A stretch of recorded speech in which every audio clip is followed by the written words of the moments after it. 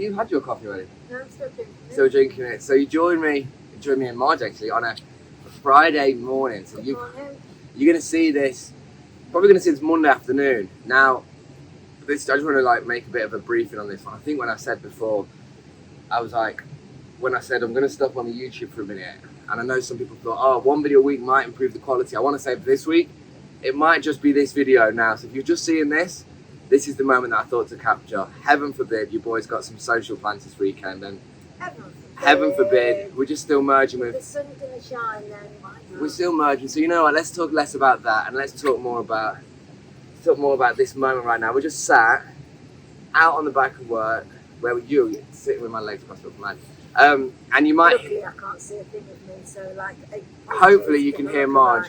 I can't believe I'm going to be saying to this woman, "Can you speak up?" Because this woman doesn't need to be told to speak up. But the reason why the camera's turned on now is. What are you saying? I've got a big cup. Yeah, you said you can fit a tennis ball in your mouth, man. I can.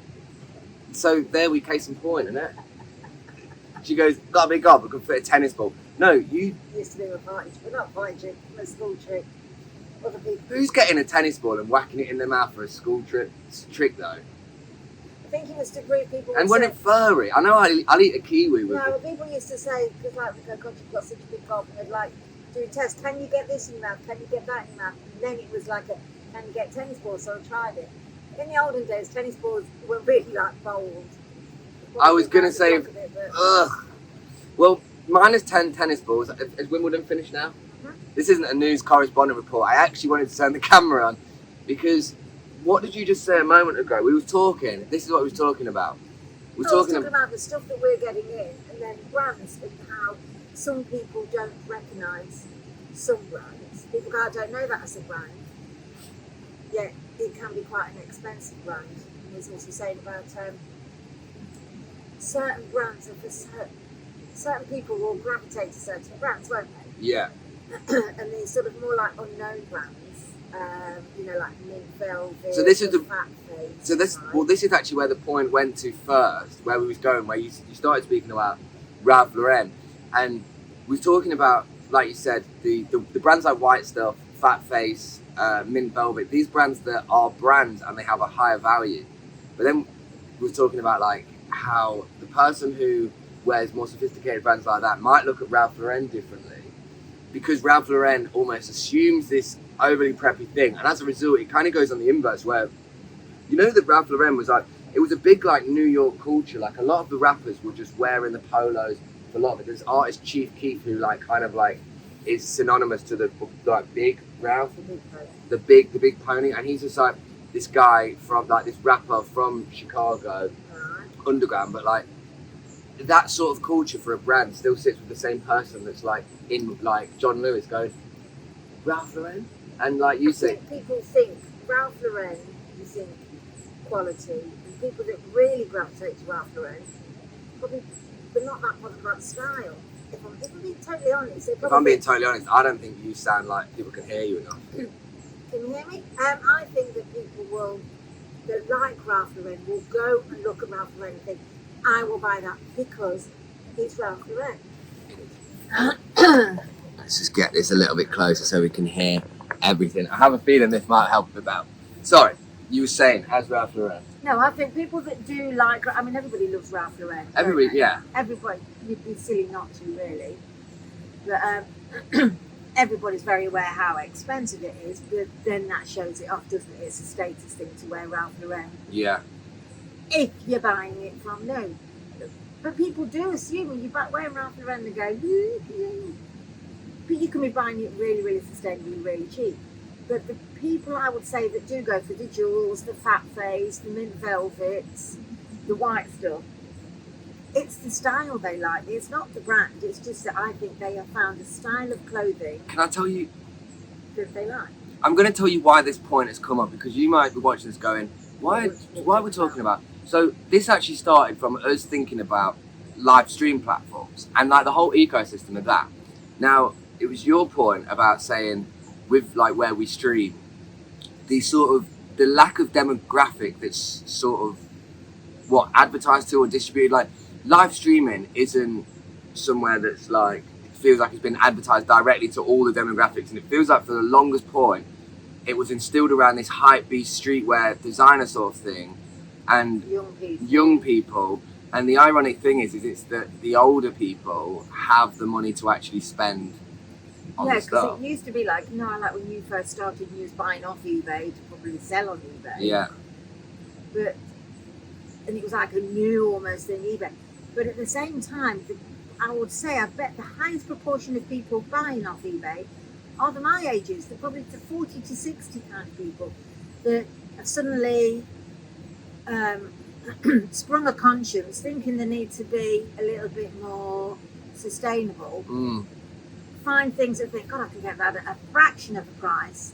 And like, I won't buy anything new. I buy all the furniture off eBay because some people they just get bored of things too quickly. Yeah. And then they sell it. So, but what we're trying to get to is secondhand and live streaming and things like that. I think really, really needs to be directed at more older people because they've suddenly sprouted a conscience, and they're the ones with surplus money. So why aren't they pushing it to that demographic? Everybody I have asked, do you know about Tilt?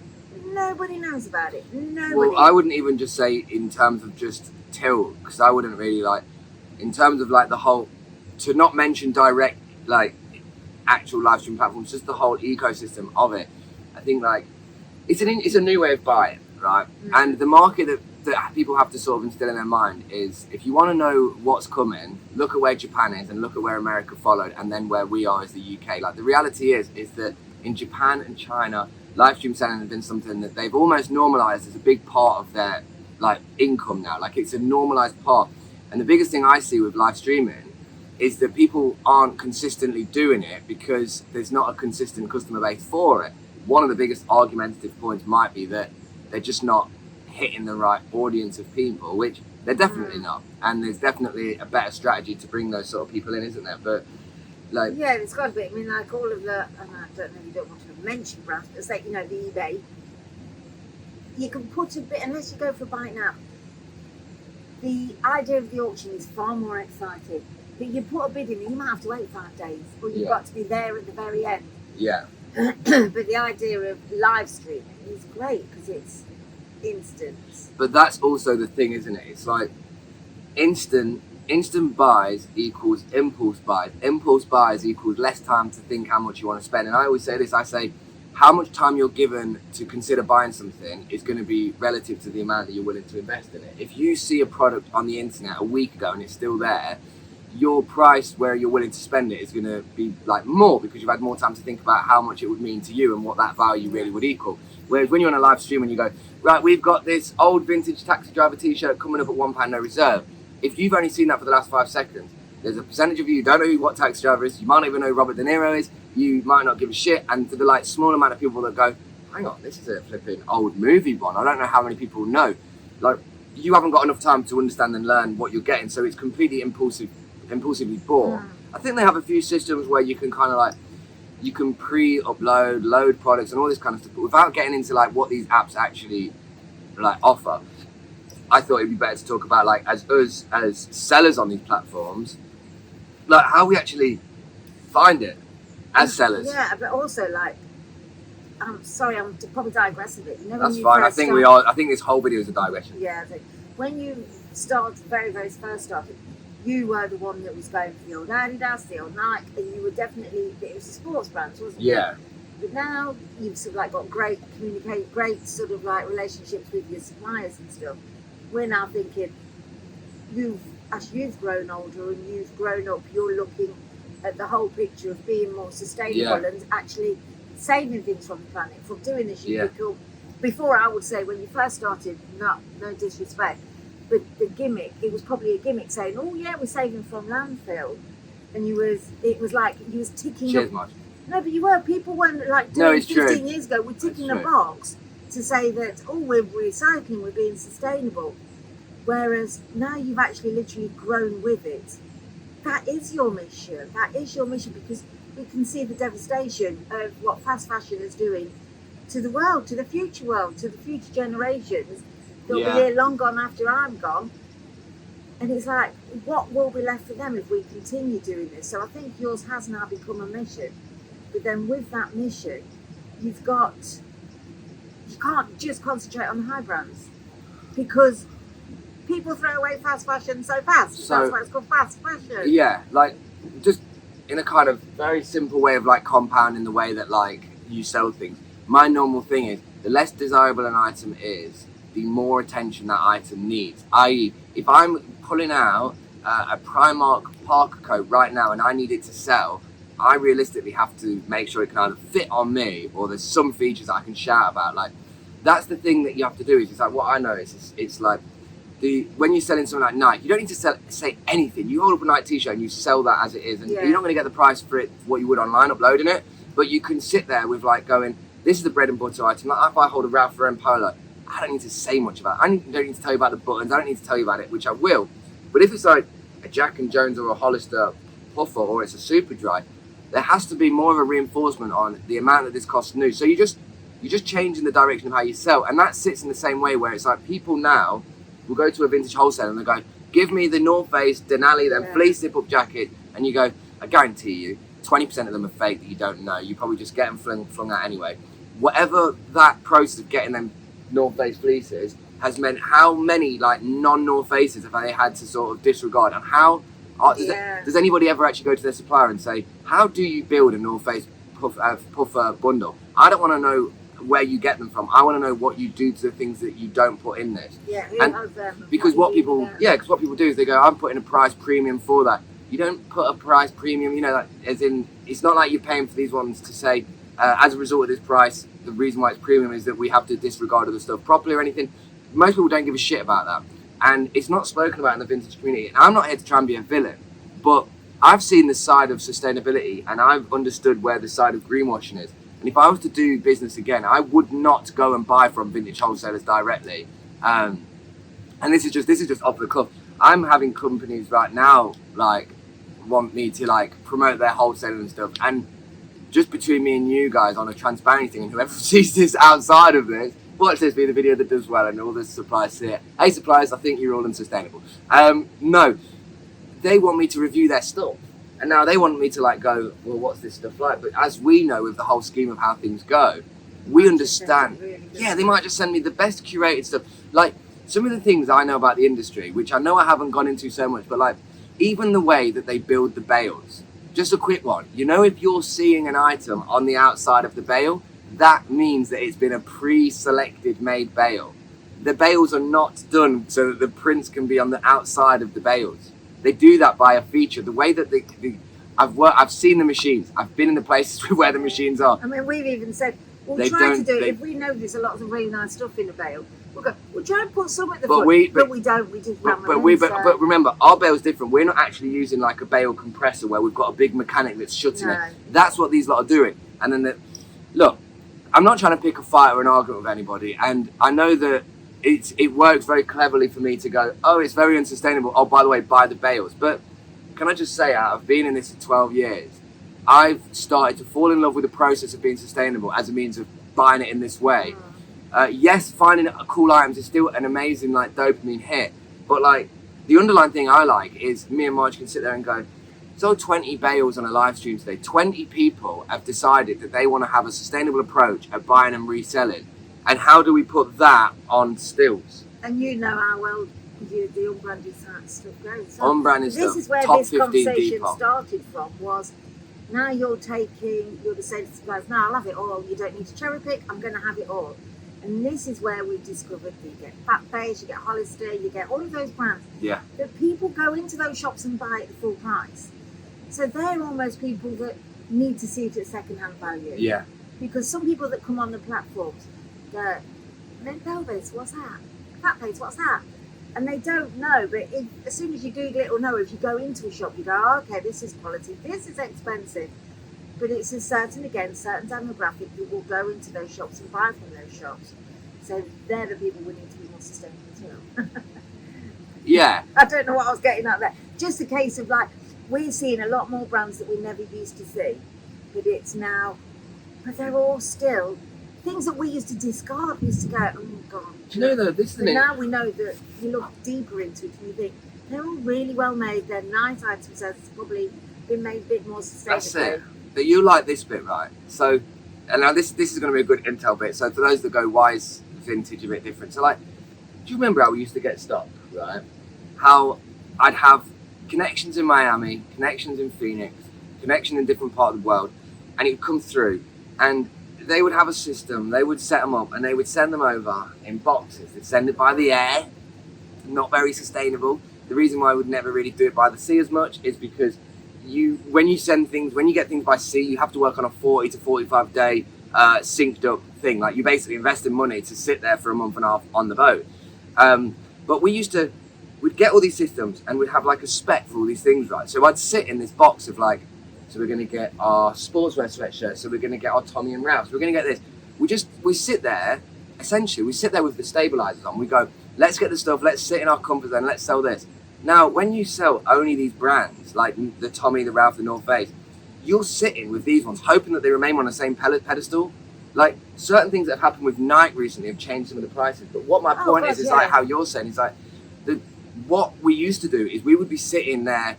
I mean, I would sit there trying to find trends. And one of my biggest things that, like, I used to work with suede bombers and mohair cotton and all this. We've done it for years, right? So there's too much to unpack. But like, my point is, what I'm getting to is now the challenge that we have is we are actually saving stuff sustainably, and now we're figuring out how to distribute it efficiently and with profit. So like, we're actually working on like having a sustainable business, which, by the way, for anybody who's curious, like, the reason why sustainability is important is by its definition of what it means. Being sustainable is doing something that you can continue to do. And by me saying that vintage wholesaling isn't sustainable, is letting you guys know it's not a red flag right now. It's not like there's a red light going, you haven't got much time. It's pretty much still on an amber. But what will happen to vintage wholesalers is their price will just keep going up as supply and demand. You watch how Carhartt keeps going up. You watch how branded sweatshirts keep going up. And I really hope, if you are buying it like that you are mindful of the tags, because... Yes, because we got that sometimes we would go, these were meant to be all vintage. Fresh out of Pakistan factories nowadays, guys. And also, you'd like, because of where we know how to find the dates on things, it's like we'd bought them as vintage, and you'd buy a high price per item, and you'd look at it and it'd go, 2019, well, that's not vintage, is it? No. And you'd like, look, 2018, I mean, this is from when we were buying them, when they were like only a couple of years old. Yeah. I mean, we see things coming through now, 2022. How come somebody's throwing away something? So even worse than that, we see fast fashion with the tags on, but yeah, that's the worst, isn't it? Somebody's never even worn it. They bought it because it was cheap, but they never even wore it. Look, the goal with these videos is to sort of, don't know, really, it's just to sort of pass on thoughts and give you insight. And I just wanted to it's a day in the life, isn't it? It's how you see the world of fashion and fast fashion and reselling and everything. Well, this is the thing with like doing daily videos, is it's like, it's great, and it's kind of like when I made this point the other day, it's like, when you're doing them every single day, you are really having to find and fetch a moment. And don't get me wrong, and like being totally honest, like having a few days off making like content that felt like it was like having to do it, it's been really refreshing, because you kind of like get to experience thinking again. And it's like, when you stop filming, it's like you said yesterday, like for anybody curious, I obviously suffer with like incredible OCD of like, I've got to just keep doing the same thing constantly. But yesterday I was like, I'm gonna not film any content. It's like you said, it's like, when you don't film things, you actually observe the things that you might want to film. I must have seen so many things I wanted to film yesterday. You did, yeah, because otherwise you are literally looking at the world through a lens, aren't you? Looking at the world through a lens. But guys, it's like TikTok, Instagram, YouTube, live streaming, everything. Like, there's loads going on at the same time. My goal on the line is to give you a product that can help you on your reselling journey, and just give you the right, honest intel and advice on how to actually do it yourself. Because don't get me wrong, I don't want to not do it. It's one of them skills. Once you actually have it, like, if you know how to get abdominal muscles for your body, know that it's like it's made in the kitchen and you got to do these certain things, you'll always know how to come back to it if you want. I would, if I wanted to just like go for, I say to you all the time, if I wanted to just go to an absolute minimal and say, pie off these buildings, pie off you old ladies, see you later, and go back to the bedroom, I would have no worries that I would be able to just overnight be a very successful, get into top 10 on Depop, honestly.